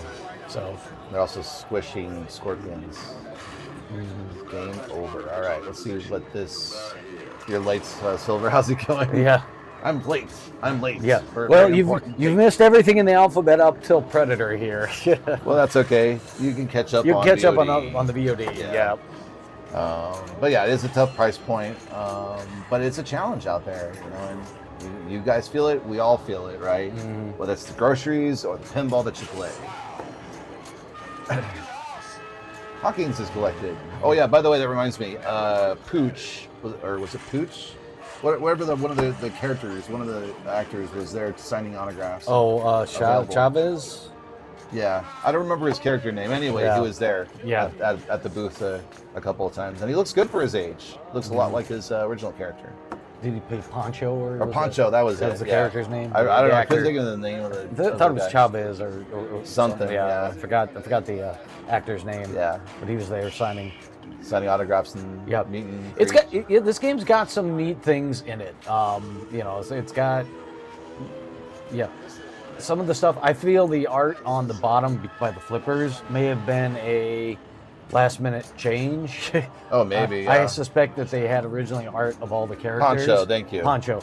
They had art of all the team members, but they probably couldn't get the rights to it at the last minute and swapped out the. Maybe. Yeah, to me that kind of feels that way. Right. But yeah, there's definitely like a map thing in there, so yeah. We haven't hit W. Yeah, exactly. There might be the license premium for Predator 2 to explain. There's Poncho, by the way. Yeah. It's a lot of these, especially if they're heavy nostalgia involved and they've got a huge fan base for them, chances are the prices are going to be, up there. It's hard to find good stuff that doesn't have a huge fan base or some sort of like underground hit. There's less and less of those now. Yeah, he wasn't. Yeah, the Predator was not prominently featured in the artwork. He was a small sculpt, so we're kind of there in the back middle. So, yeah, that's true. But keep in mind that might actually be what they were going for, because since you don't see him for most of the movie, I can buy that for $1. Now, they would have been cool if they'd have done some sort of like effect where, like, reveal, goes through, yeah. like a mirrored cover that drops out of the Right. way, so he's not camouflaged, or some sort of prismatic thing that moves out of the way. That could have been something That they would could have done. been neat.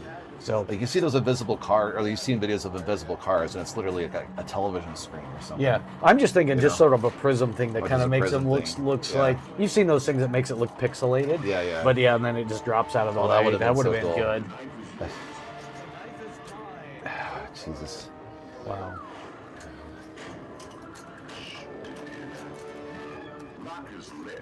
And so am I. Yeah. But yeah, it was all Yeah. right. All right. Yeah, overall, it was a lot of fun with this game, I would say. I think the other thing that I liked also was the overall booth setup in general. I think was really, and having that tent and going in there and playing it with the jungle theme and all that sort of stuff was a lot of fun. cool. Octo Chris, how's it going? Yeah. So all in all, it was it was a pretty good game. Price is a bit of miss on this one, unfortunately for us. So, all right. Well, the next one is not quite a game. It's something outstanding. Actually, our friend Ryan McQuaid made this. Yes. So he made for Roller Coaster Tycoon. He had made a topper that was a roller coaster, and it would go around that.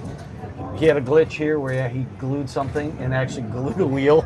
Oh, is that what it was? Yeah, Because they kept pushing it above this. apparently little when he thing. glued some stuff together, glue dripped into the wheel and it's like it's not moving. Oh, But yeah, he actually had a okay. functional roller coaster for his Roller Coaster Tycoon. And it won, I think, first prize at Best Topper, if I'm not mistaken. I think so. I think he won. Yeah. Yeah.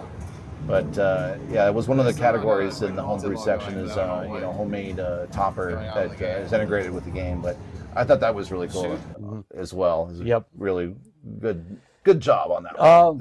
Casual. No, we didn't film any of the Pokemon because we actually did that last year. Yes. Yeah, we actually played that one last year. Yes. Jungle Climate seems kind of bad for a pinball machine. Well, yeah, of course. Okay, so that was a pretty quick one.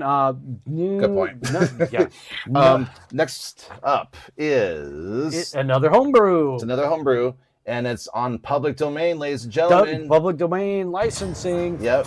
There's only a couple of things in here. The guy said that weren't public domain. Okay. But here's one of them, Steamboat Willie. And on the top is the best part, right there. Mm-hmm. I love that. Yeah, it's so cool.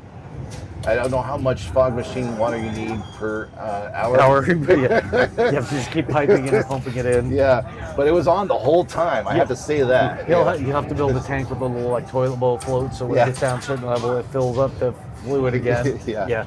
But yeah, it was really cool. Let me read this. Let's see. Bob Bevins is the username on Pinside. This particular homebrew was started about 5 years ago, and we're up at this point now with it, and it came out fantastic. Dwight seemed to be camping that Pokemon game. Oh, really? Yeah. Clearly, Stern's not making a Pokemon game. Yeah, well, this licensing is probably really expensive. Mama says I keep forgetting to look for this. Steamboat Willie pinball machine looks amazing. Yeah, I thought so too. Yeah, everything in there that you'd ever want, and it's charming, and it's everything you can have for public domain purposes. What was this things you couldn't talk about the voice?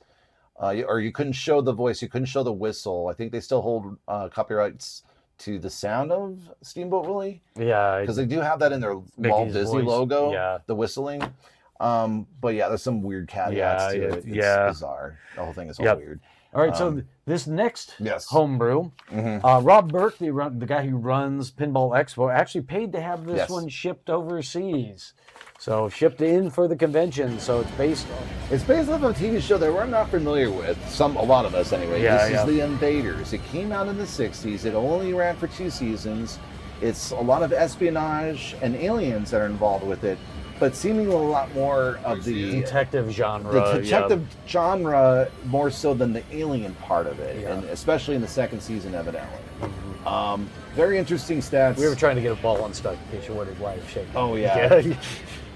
I haven't watched an episode of the show yet, but I'm intrigued now. But yeah, you'll see a lot of the stereotypical 60s stuff here. And it was playing. It was actually playing later. They got the ball unstuck. Gary and I, towards the end of the con, we were able to play this game when it was less. Oh, crowded. there is one thing that did. So he actually had the side of the cabinet cut out.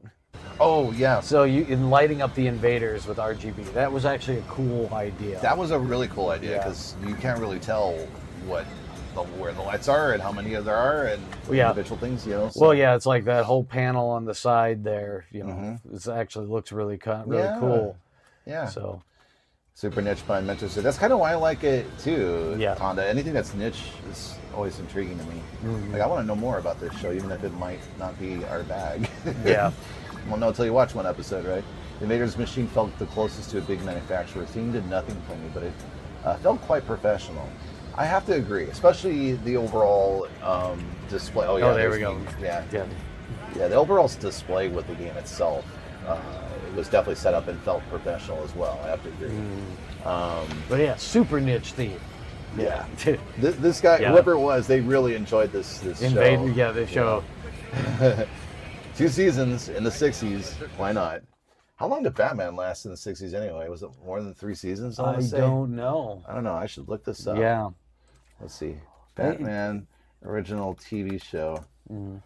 120 episodes, 3 seasons. I was right. That was a guess too. 120 episodes on ABC. 3 seasons. Wow, that's 40 episodes a year. 40 episodes. That's a lot. Yeah, baby.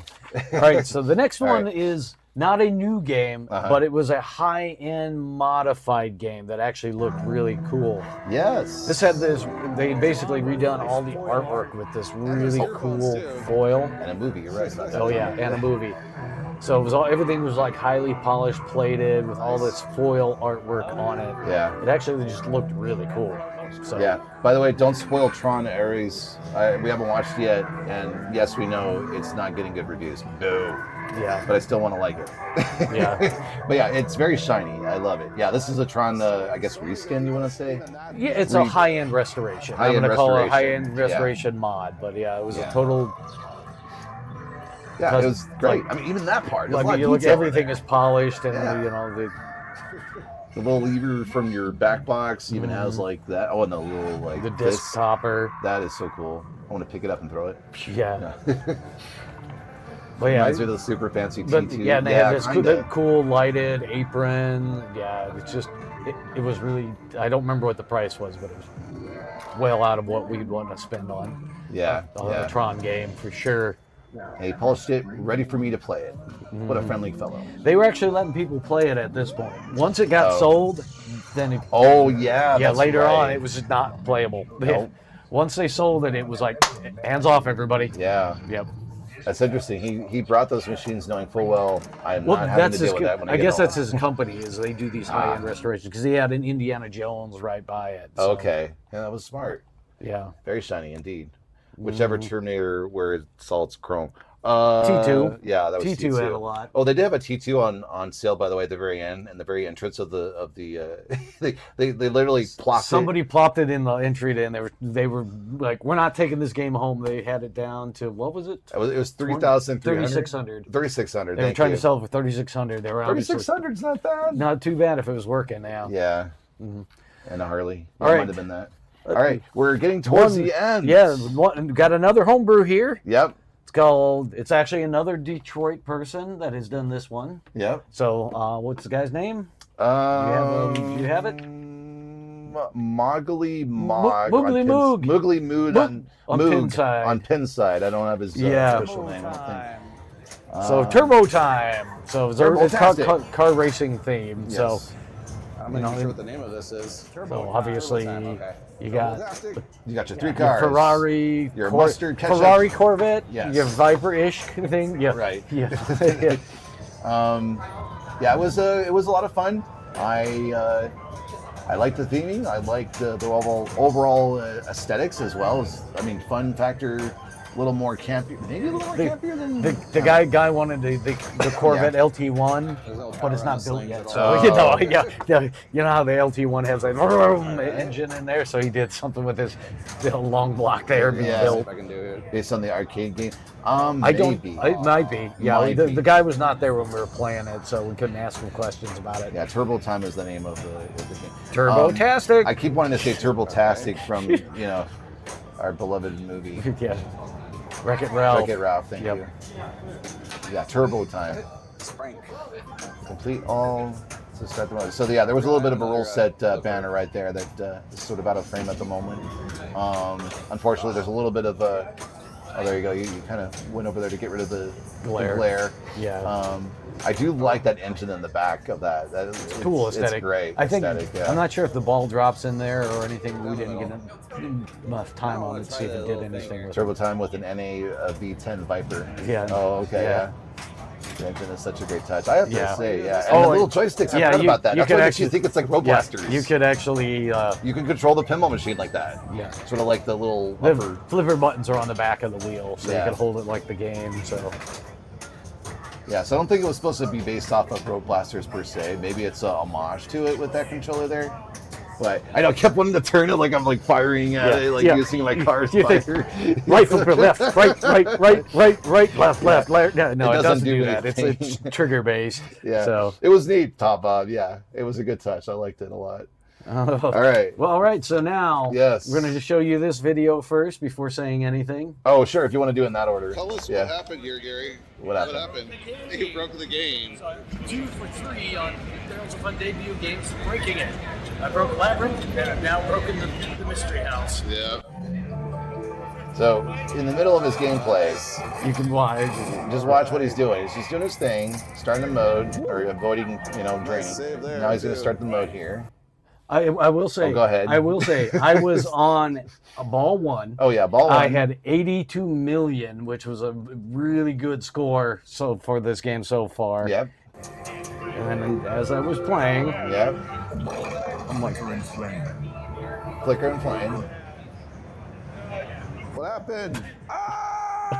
And the moment I saw that screen turn off, I went, he reached the end of the code. I reached the end of the code, I think. They said they had about 25% of the code in there. Didn't I do that with Labyrinth when it first came out? Yes. But Dang it! Oh.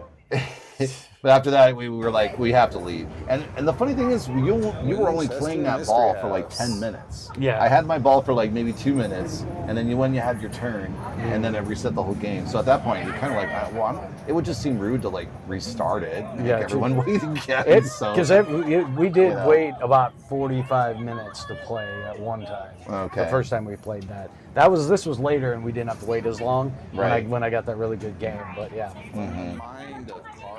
You missed this one if you're missing out. Yeah. That's okay. You'll have a chance, I'm sure, to play it somewhere else. I'm hoping anyway, Silver, because I know they're limited edition in terms of how many they have actually sold. What was the count? 600 and something, I think. 525. 525. That's the address of the Winchester Mystery House, by the way. So. Yep.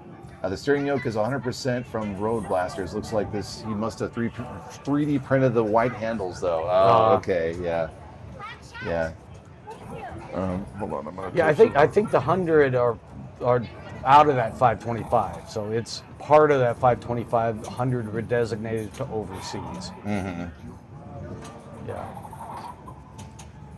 Yeah, I in general, how I feel about this game is it's a unique theme. Number 1. Number 2, it's a theme that's based off of an actual thing that you can visit in San Jose, California.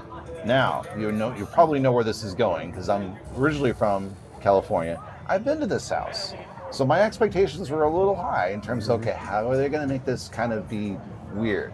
Now, to give you a little bit of a history about Winchester Mystery House, it was owned by Sarah Winchester, the widow of the Firearms Winchester Company. The house became a tourist attraction after she passed away. Evidently, she believed that there were spirits telling her that in order for her to not be haunted by the spirits, that she has to keep building and building and building. And it's a Gothic-style mansion to begin with, Victorian style and everything. The structure itself has how many rooms? I forgot. Let me look real quick. Here's some of the actual gameplay. Oh yeah, here's some of the gameplay. Sorry, as I'm reading through some of this stuff. 45-acre ranch, 21-year-old. But yeah, so irrespective. Anyway, there you go. So basically, it's Winchester of it. Mystery House. Yes. You could take the Winchester off the title, and it's the Mystery House. So it's sort of like a haunted, paranormal haunted house game. Yeah. By the way, that whole thing right there that's turning on the upper right-hand corner of the screen is a huge diverter. It's basically cool part. So if you ever played, there's a board game called Suro where you put down these you make the paths. It's kind of like one of those. It goes, and it'll change the paths. Right. Yeah. Hoping it's hard and people rage sell it. You probably will see one soon, I'm sure. Yeah. Wait, I know this place. The diverter is really good. It actually works really snappy. It's like, and it goes. So it's not like, so. Yeah, I don't know if you've ever been to a Top Bob. I've only been to it a couple of times myself. It's just kind of one of those things you never think of doing until someone's in town. And I've been there twice. I went once with my ex, and then I took my mom when she was visiting one time. So there you go. Yeah. Well, thanks, Pat. We'll see you around. Appreciate it. When you look at Winchester, you already made room for it, so it should be soon. Got it. Thank you. Yeah, Jeff showed off the mech. It's a big fat motor. Oh, really? Motor, yeah. Okay. really don't like that. Helen Marin plays Sarah Winchester in the film 3 on Prime right now. Oh yeah, the Winchester Mystery House movie. It's bad. It's bad. It's bad. Don't bother. Unless you have a bunch of friends over, maybe you'll have some fun with it. But it's bad. Yeah, have a riff track session on that movie. Yeah. Oh yeah, that's true. Eric says went for the dark tour on Halloween. Oh, that's smart. Yeah, I never did the full extended tour. I only did like the normal, general admissions tour. But there's one that's like a hard hat tour you can do and all that junk. Yeah. But yeah, a lot of stuff to unpack. Okay. What were you gonna say? I was gonna say let's talk about the game a little bit here. Yeah. So the game designer is Carlo D'Angelo. So IE Pinball Streaming. So yeah, he's the guy who did the design. So Carl did what again? He's the designer. He's the designer. No, I'm saying, what does Carl do? He's IE Pinball. IE Pinball. Yeah, Got the big it. streamer does a lot of tournaments and stuff like that. So now you know. They actually had him design this game. Yes. Man, this is one of the best kept secrets. It really is. Yeah. It came out of left field. People were like, "What is Winchester Mystery House and why are we doing this?" Actually, they have Barrels of Fun, right? They put out a video about this and why they decided with this theme and so forth. So it's very unique with that in mind, but that's done as something in purpose because they want to pick unique themes. They said in their video. Yeah, I mean, Barrels is a boutique manufacturer to a degree. I mean, they're picking obviously themes that are slightly off kilter. Right. Labyrinth, Dune. You're probably not going to see Stern things. Oh, by the way, this one's base is really high, which is why the camera is vibrating because it actually has a bit of shaker in there. Right. This one looks so cool on stream. Oh yeah, for sure, Ghost Flipper. How you doing? I like that loopy feed in the top right corner. Yeah. Yeah, there's a lot of interesting loops as well. I'm starting to see a pattern of some of the Barrels of Fun games with that as well. So, Wolfman, the middle section, what looks like bluish, that's actually kind of a rough, ghostly map of the house. Each insert's a different part of the house. Yeah, which I thought was cool. Yeah. Again, I can't wait to unpack all of that because from what I remember of the tour of the house, it is kind of unique and a bit spooky. I'm sure it's a lot spookier in Halloween, like what Eric was mentioning earlier. Mm-hmm. Super nutty story, yeah. It was one of those themes that maybe not everyone knew about, but as soon as I saw it, I was like, hey, I know about that house. Yeah, especially if you're local or you live on the West Coast or you visited out of town. Yeah, you'll remember the house because it is it's kind of smack dab in the middle of San Jose as well. It's this whole city just grew around it, Mm-hmm. Used to be in the middle of fields. Yeah. So. 500 rooms at its largest. Unfortunately, at one point it did burn down some of it. I think there was a tower built on the third floor or whatever that burnt down at one point. Mm-hmm. But a lot of it was also, the 1906 earthquake actually severely damaged it. But they did rebuild some of it eventually, and then had tours. But yeah, 500 rooms. Can you guys imagine that? Probably. 500 rooms. Probably, Wolfman. If they put them all in the ball, it would just obscure the ball. There's so many inserts, so they had to place them around the outside. That would be my guess. The tours at Winchester at night with only flashlights and lights out. Oh, nice, super annoying. Yeah, I'll have to make it a point to make it over there. Mm-hmm. 89 probably hit it hard too. Probably, A-Rock. I'm not sure what. Here, let's see what Wikipedia said. Didn't talk about that. necessarily. But yeah. It looks, we talked, never heard of the house before, but lots of opportunity with theme. Yeah, I mean, that's exactly what they were going for. Yeah, it's like paranormal haunted house. That's essentially...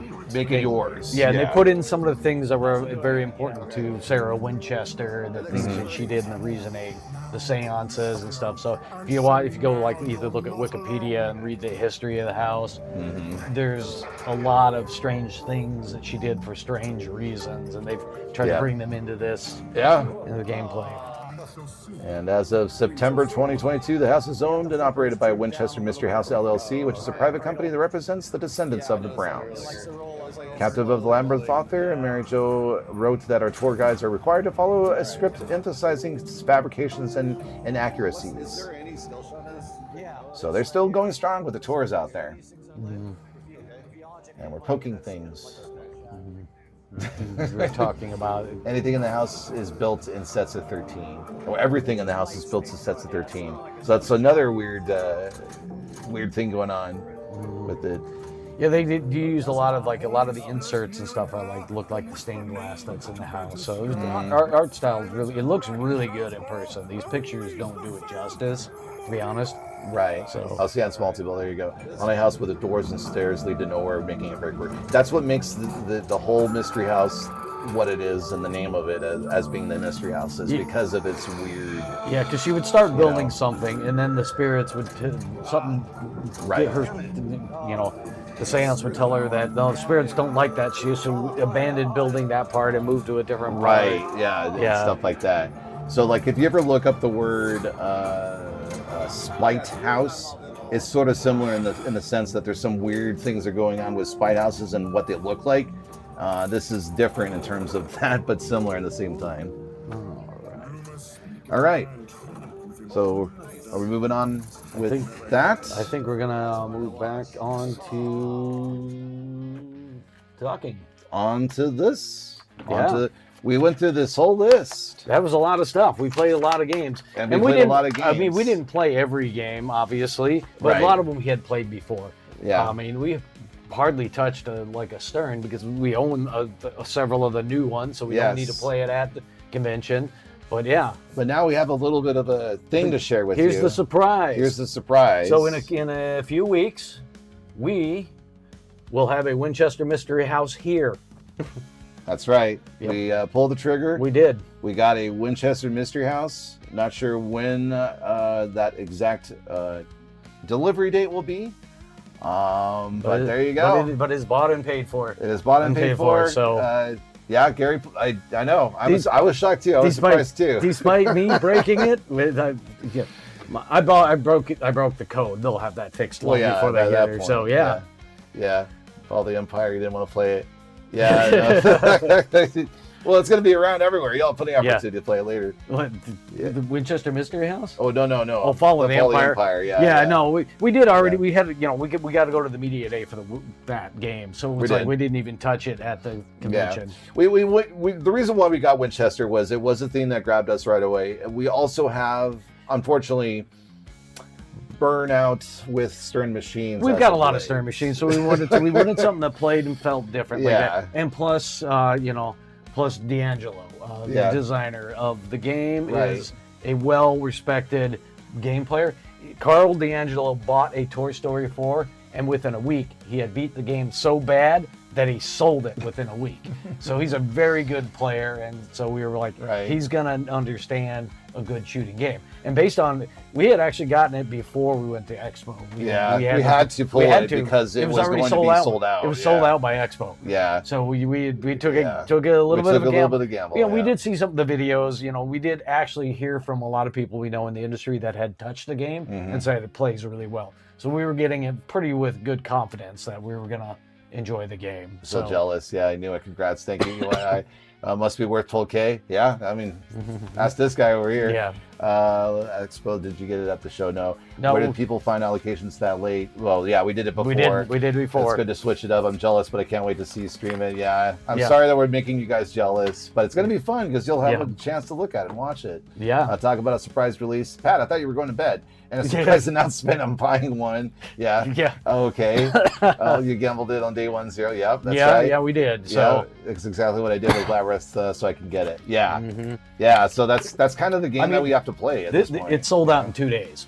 Yeah. Yeah. I know. That's crazy. Yeah. But again, how many were made? 525. You got to get on it. Yep. And he said that he's going to be good to his word, that he is not going to produce more than that. I believe him. So, yeah. Yeah, annoyance with Stern. Yeah, means we already assume Pokemon's going to suck. Well, that's assuming Pokemon's even going to be made. They even make it. So, it's like it's going to be an expensive license. So, they're going to have to take some shortcuts on the actual game. That's just going to be how it is. Or they're going to charge a lot more. Or they're going to, and I don't think they're going to do that. In fact, Stern has made it a point to make sure that the prices are going to stay down and as long as they possibly can. But we don't know how long that's going to be. Yeah. And how they're going to pass that on to the savings onto us. Again, we don't know how that's going to be. Yep. Either way, there's a lot of balancing. Either that, we're probably not going to be in the market to buy a Pokemon because that's 3 games this year. So, oh god, even getting this point, I'm surprised we were able to pull it off. I was able to juggle some stuff. I'm like, all right, I'll move some stuff from sell here. A machine soon. We'll probably sell something soon. We haven't decided which one yet. No, we haven't. So we don't need to sell. I mean, it's not a emergency. So. Until I lose my job. No, just kidding. No, we'll figure it out. There's always a will. There's always a way. Yeah. And I'm happy and thankful that we're gonna have that opportunity and share it with you guys. Anyway, thanks everybody for coming by tonight. Yes. Sharing. We're happy to share our Pinball Expo exploits with you. Let me finish catching up on chat here. We'll start doing the Minnesota goodbye here. So like all the Stern's releases, just been dumb mistakes after dumb mistakes.